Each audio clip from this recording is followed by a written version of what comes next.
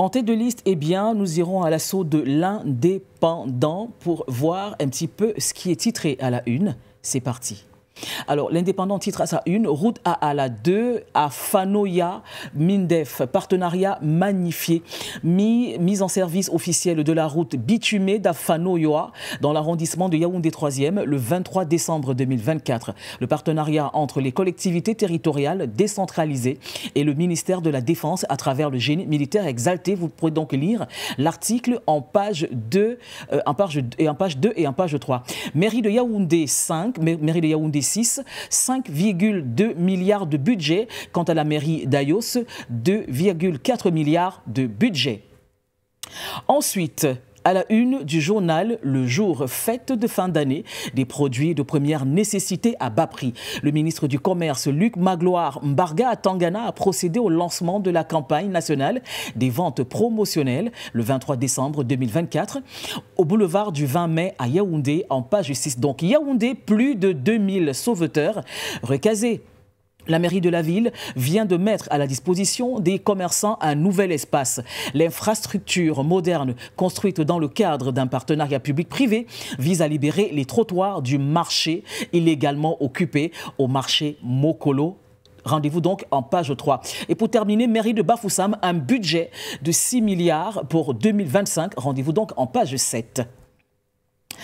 Cameroun Tribune titre à sa une « Ex-combattants terroristes, les preuves de la réinsertion ». Après des années de formation pratique, civique et mentale, 708 pensionnaires du centre de transit de Méry à l'extrême nord ont renoué avec la vie en communauté le 18 décembre dernier. Pour garantir le succès de l'opération, ces hommes, femmes et enfants seront suivis pendant un an dans les différentes localités où ils sont installés par les équipes du Comité national de désarmement, de démobilisation et de réintégration.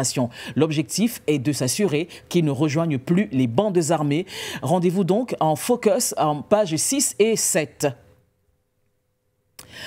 Alors, l'Union au Gabon, donc, titrera à sa une « Nouveaux patrons peuvent-ils réussir ?» Alors, ils sont une dizaine de dirigeants bénéficiaires du coup de balai décidé par l'exécutif lors du Conseil des ministres le 14 décembre dernier, après, on va dire, appelé, oui, au chevet d'entreprises et d'organisations malades. Alors, poste CNII, Agaza, PNPE, si leur CV et leur parcours respectifs plaident en leur faveur, eh bien, le collectif et les difficultés qu'ils s'apprêtent à affronter, eh bien, représentent, on va dire, un authentique défi. Rendez-vous en page 2. Gabon matin, zone des 3 frontières, booster l'activité économique.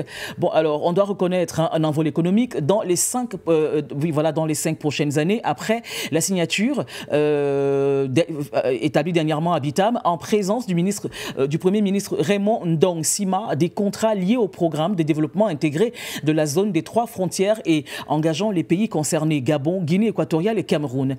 L'initiative adossée sur un budget de 122 milliards de francs CFA vise en effet à améliorer les conditions de vie des populations et à booster l'activité économique dans la contrée. Le Soleil, donc l'hebdomadaire gabonais, titre à sa une « Gestion scabreuse des finances publiques, le CTRI victime de ses castings et plus haut quand la Providence réhabilite lui Gaston Obama, une leçon de résilience et de justice » en page 8. Alors, Sidoya, nous sommes donc maintenant sur le quotidien burkinabé. Vous voyez donc à la une, le président, le capitaine Ibrahim Traoré à la une. Alors, le président du Faso solidaire des PDI, rendez-vous en page 2 et 3. Écho du Nord, je pense qu'on est revenu au Gabon. Écho du Nord, quant à lui, titre à sa une, le bazar du palais du bord de mer. Ça promet, ça vaut vraiment le détour. Et puis en petite une, vous avez donc cette subvention de la presse entre clarification et réformes nécessaires. Faubert, scandale alimentaire au Gabon, vraiment, ça promet. Et on revient au Cameroun avec le Popoli Express, oui, on va dire en pointillé et pour ne pas dire en zigzag. Alors, Pham Ndongo ridiculise l'entrepreneur né aussi. Le ministre Jacques Pham Ndongo, ce gardien des portes de l'enseignement supérieur, a décidé de jouer les arbitres dans le match de la thèse d'Emmanuel Néossi. L'homme d'affaires camerounais qui espérait décrocher un doctorat honoris causa à l'Université populaire d'Afrique, enfin Afrique Évolution, à Douala, a dû se rendre à l'évidence. Son rêve s'est envolé comme une feuille au vent. Dans un communiqué publié le 11 décembre, notre cher ministre, eh bien, n'y est pas allé de main morte. Vous le faites à votre camarade du parti et puis on voit donc une interjection. Paf, il me semble que ça doit être peut-être une claque. Et l'autre de répondre, je ne connais pas de doctorat en fèves de cacao. Cessez d'insulter l'intelligence.